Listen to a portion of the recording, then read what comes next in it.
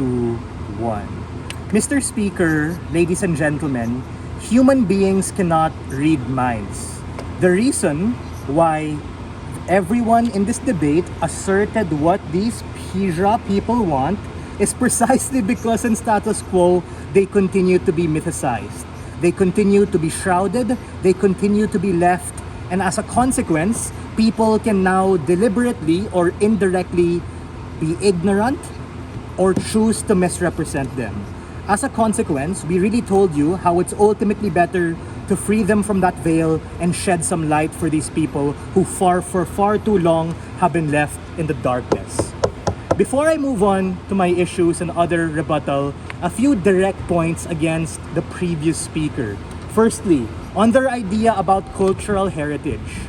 We think that culture can still be preserved in status quo with things like books, things like museums. Those can still happen on our side, but the risk is that that culture may be lost in translation through years of oral tradition, wherein these people don't have the chance to be able to defend themselves and explain what their particular ideologies and beliefs are.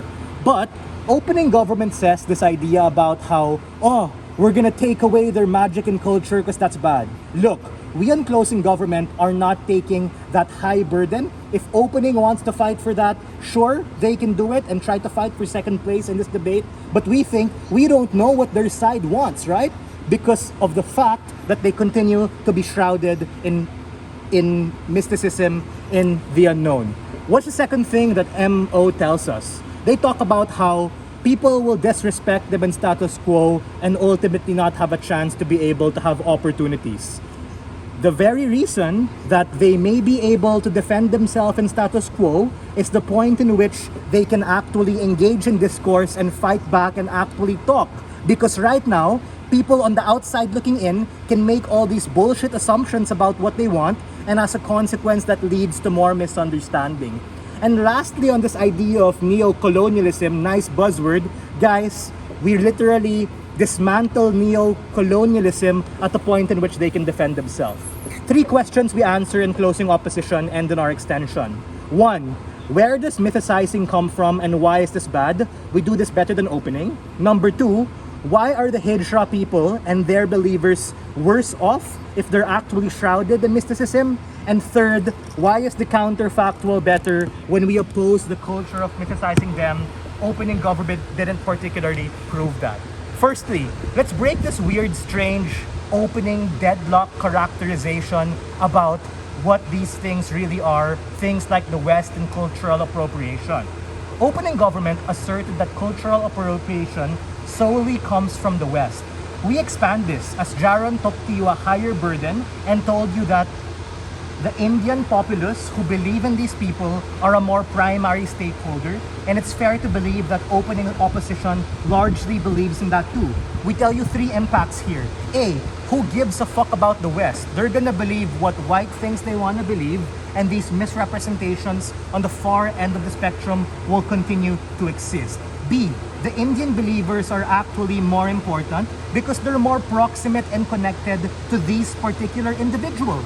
They're the ones whose culture and religion actually shape and define their identity. These particular people need to be heard of. C, it's just worse off for the Hijra people who opening claim that they actually want this particular representation. Second thing, right? On the extension of DLO, they talked about this as being a really, really bad thing for these people. But we tell you, it's actually a worse strategy for these individuals and the Hijra people. Let's take opening opposition at their best. If opening opposition meant to say that mythicizing these particular people make people respect them more because it preserves their identity in the way that we believe in gods, we believe in Santa Claus, we believe in the Tooth Fairy, because this actually makes them larger than life and puts them on the map, which by the way, to some extent, closing was derivative. We tell you, there's simply too much risk in things being lost in translation or being passed off through years of oral tradition. The very fact that the Infoslide talks about how these people identify as many different things, as my partner pointed out, go to show that the third gender is not a monolithic bucket of identity.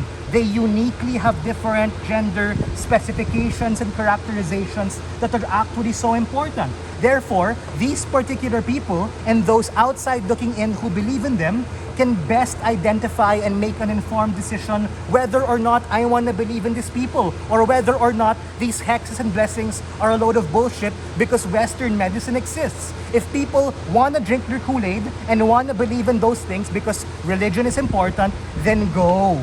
But it should be at a point in which these things are an informed decision, and that can only happen when you don't mythicize or mysticize these particular individuals. Why does closing government uniquely take and win this debate? A, we fill in the logic and a lot of things that opening government said when we expanded their frame and told you something that's outcome independent. We don't make any particular assumption of what these people want. We tell you we don't know, but what we do know is not asking them, not engaging in discourse is more likely to happen when these people are shrouded in mysticism. B, we flip opening opposition because of what Jaron's rebuttal told you. If those particular individuals really want the representation and the political and economic enfranchisement, it would have worked already. But the reason that they continue to remain oppressed, they continue to remain fighting, they continue to remain confused is because it's not enough. And the reason behind that is we don't particularly know. C, closing opposition did not respond to our case and really gave you more of something which was largely derivative from opening. Maybe their whip can fix that, but it's too late. What do we ultimately tell you? Why is the counterfactual better?